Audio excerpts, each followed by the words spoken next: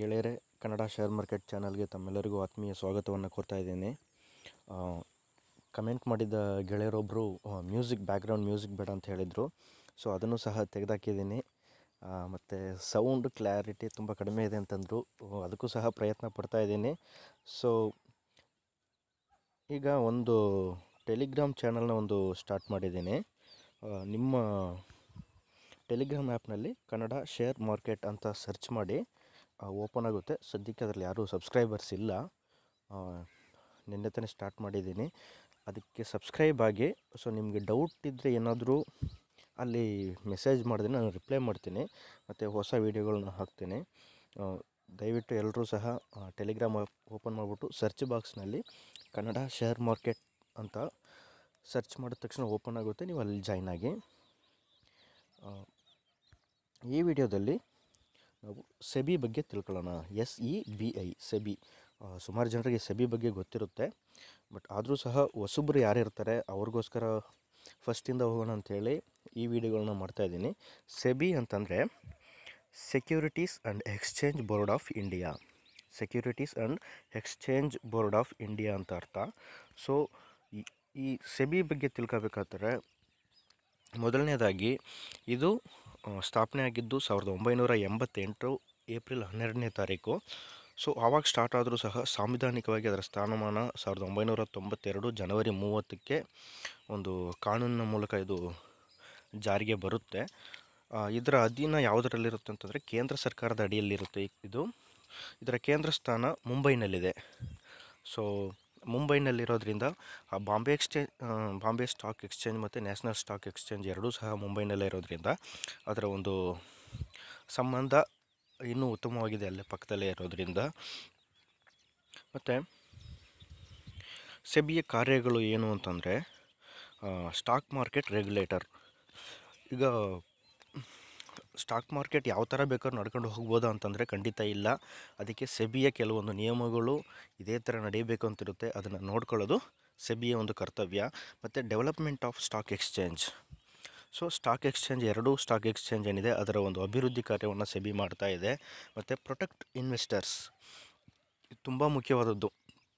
ಏನಾದರೂ ನಮಗೆ ಸಮಸ್ಯೆ ಆಯಿತು, ಪ್ರಾಬ್ಲಮ್ ಆಯಿತು ಅಂತಂದರೆ ಖಂಡಿತ ನಿಮ್ಮ ಸಪೋರ್ಟ್ಗೆ ಸೆಬಿ ಇರುತ್ತೆ. ಯಾರೋ ಬ್ರೋಕರ್ಸ್ ಆಗಲಿ ಅಥವಾ NSEನಲ್ಲೇ ಯಾರಾದರೂ ನಮಗೆ ಇನ್ವೆಸ್ಟರ್ಗೆ ಅಥವಾ ಟ್ರೇಡರ್ಗೆ ಏನಾದರೂ ತೊಂದರೆ ಕೊಟ್ಟಾಗ ಅಥವಾ ಯಾವುದೋ ವಂಚನೆ ಮಾಡಿದಾಗ ಏನಾಗುತ್ತೆ, ಸೆಬಿ ಖಂಡಿತ ನಿಮ್ಮ ಇದಕ್ಕೆ ಬರುತ್ತೆ. ನೀವು ಸೆಬಿಗೇನು ಹೋಗಬೇಕಾಗಿಲ್ಲ. ಸೆಬಿ ವೆಬ್ಸೈಟ್ ಓಪನ್ ಮಾಡಿ ಅಲ್ಲಿ ನಿಮ್ಮ ಕಂಪ್ಲೇಂಟ್ ಏನಿದೆ ಅದನ್ನು ಸಬ್ಮಿಟ್ ಮಾಡಿದ್ರೆ ಸಾಕು, ಖಂಡಿತ ಆ್ಯಕ್ಷನ್ ತೊಗೊಳ್ತಾರೆ. ಮತ್ತು regulate activities of market. So ಆ ಮಾರ್ಕೆಟ್ನಲ್ಲಿ ಆ್ಯಕ್ಟಿವಿಟೀಸ್ ಏನಿದೆ, ಅಲ್ಲಿ ಕಾರ್ಯಗಳು ಏನು ನಡೆಯುತ್ತೆ ಅದನ್ನು ಒಂದು ನಿಯಮಬದ್ಧವಾಗಿ ಮಾಡುವಂಥ ಕೆಲಸವನ್ನು ಸೆಬಿ ಮಾಡುತ್ತೆ. ಈಗ ಟೈಮಿಂಗ್ಸ್ ಆಗಲಿ ಅಥವಾ ಇದೇ ಥರ ಮಾಡಬೇಕು. ಕೆಲವೊಂದು ಟೈಮಲ್ಲಿ ಈಗ ಕಾಮನ್ ಆಗಿ M6 ಟೈಮ್ಸ್ನೆಲ್ಲ ಚೇಂಜ್ ಮಾಡಿದ್ರು. ಆವಾಗ ಸೆಬಿ ಅದಕ್ಕೆಲ್ಲ ಅನುಮತಿ ಕೊಟ್ಟಿತ್ತು.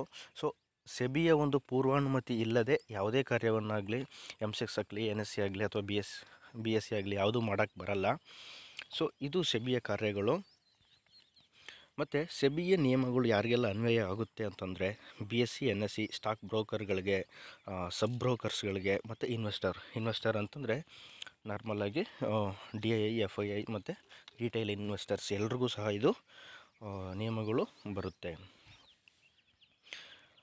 ಸರಿ, ಸೆಬಿಯಿಂದ ನಮಗೇನು ಲಾಭ ಆಗುತ್ತೆ ಅಂತ ನೋಡೋದಾದರೆ, ಬ್ರೋಕರ್ನಿಂದ ನಿಮಗೇನಾದರೂ ವಂಚನೆ ಆಗಿದ್ದರೆ ಅಥವಾ ಸಮಸ್ಯೆ ಆಗಿದ್ದರೆ ನೀವು ಸೆಬಿಗೆ ದೂರು ಕೊಡ್ಬೋದು. ನಿಮ್ಮ ಬ್ರೋಕರ್ ಏನಾದರೂ ನಿಮ್ಮ ಸ್ಟಾಕ್ಗಳನ್ನ ಅವ್ರು ಮಾರಿದರೆ, ನೋಡಿ, ನೀವು ಡೈರೆಕ್ಟಾಗಿ ಯಾವುದೇ ಸ್ಟಾಕನ್ನು ನೀವು ತೊಗೊಳಕ್ಕಾಗಲ್ಲ. NSE ಮತ್ತು BSEಯಿಂದ ನಿಮ್ಮ ಬ್ರೋಕರ್ ತೊಗೊಳ್ತಾರೆ. ಅದನ್ನು ಮಾರಿದಾಗಲೂ ಸಹ ನೀವು ಮೊಬೈಲಿಂದನೋ ಅಥವಾ ಕಂಪ್ಯೂಟ್ರಿಂದನೋ ನೀವು ಇನ್ಸ್ಟ್ರಕ್ಷನ್ ಕೊಟ್ಟರೆ ಅವ್ರು ಮಾರ್ತಾರೆ. ಕೆಲವು ಟೈಮಲ್ಲಿ ಏನು ಮಾಡ್ತಾರೆ ಅಂತಂದರೆ ನಿಮಗೆ ಗೊತ್ತಿಲ್ಲದೆ ನಿಮ್ಮ ಸ್ಟಾಕ್ಗಳನ್ನ ಮಾರಿರ್ಬೋದು. ಸೊ ಅಂಥ ಸಮಯದಲ್ಲಿ ನೀವು ಸೆಬಿಗೆ ಕಂಪ್ಲೇಂಟ್ ಕೊಡ್ಬೋದು. ರೀಸೆಂಟಾಗಿ ಕಾರ್ವಿ ಬ್ರೋಕರ್ ಕಂಪನಿನೂ ಸಹ ಅದೇ ಥರ ಆಗಿತ್ತು.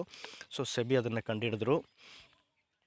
ಮತ್ತು ಟಿಪ್ಸ್ ಹೆಸರಿನಲ್ಲಿ ನಿಮ್ಮಿಂದ ಹಣ ಪಡೆದು ವಂಚನೆ ಮಾಡಿದರೆ, ಕೆಲವು ಕಂಪನಿಗಳು ಡೈಲಿ 100 ಕಾಲ್ ಮಾಡ್ತಾ ಇರ್ತಾರೆ. ನಾವು ಈ ಥರ ಕೊಡ್ತೀವಿ, ಈ ಥರ ಟಿಪ್ಸ್ ಕೊಡ್ತೀವಿ ಅಂಥೇಳಿ.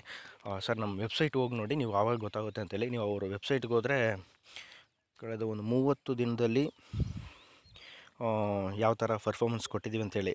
ಅದಕ್ಕೆ ನಂಬಲಿ ಅನ್ನೋದಕ್ಕೋಸ್ಕರ ಕೆಲವೊಂದು ದಿನ ಲಾಸನ್ನು ತೋರಿಸಿರ್ತಾರೆ. ಪ್ರತಿದಿನ 80,000 90,000 1 ಲಕ್ಷ 1.5 ಲಕ್ಷ ಲಾಭ ಆಗಿದೆ, ಒಂದಿನ 20,000 ನಷ್ಟ ಆಗಿದೆ ಅಂತ ಹೇಳ್ಬಿಟ್ಟು ಒಂದು ರೆಕಾರ್ಡ್ನ ಇವರೇ ಸುಳ್ಳು ದಾಖಲೆಯನ್ನು ಅಲ್ಲಿ ಮಾಡಿರ್ತಾರೆ. ಸೊ ಅದನ್ನು ನೋಡ್ಬಿಟ್ಟು ಏನು ಮಾಡ್ತಾರೆ, ಕೆಲವರು ದುಡ್ಡು ಕಟ್ಟಿರ್ತಾರೆ.